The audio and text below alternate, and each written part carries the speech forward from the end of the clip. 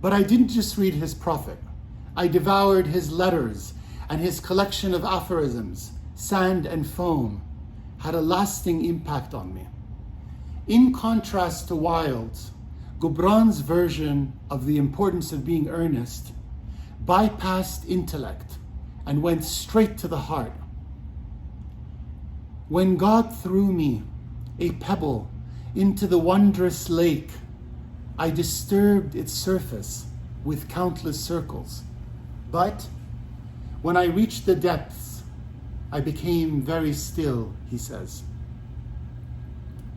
Growing up in Cairo, Egypt, a love of language suffused my world. Even though a large percentage of the population were illiterate, they spoke in sayings.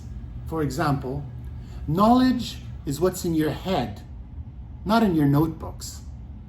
Since childhood, I overheard proverbs as street poetry and philosophy, transmitting psychological and moral insight across generations.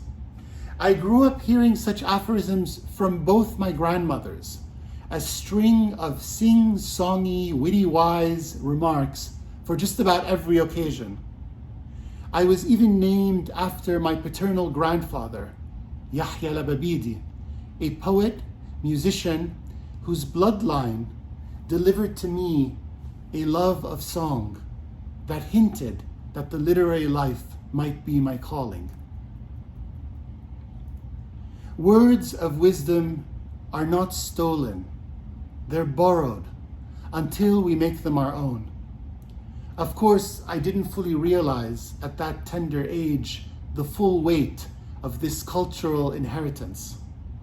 Nor did I know that much of the power of Gibran was influenced by Blake's ecstatic visions and Nietzsche's darkly prophetic work, both of whom I would encounter and wrestle with shortly after, as guides urging me towards the unseen.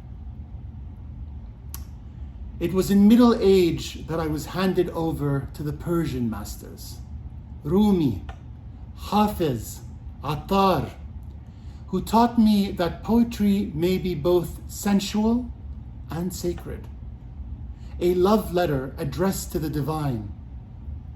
Exploring Sufi literature more deeply, notably Al-Hujwiri's astonishing Revelation of the Veiled, I discovered how poetry and prayer may flow as one stream,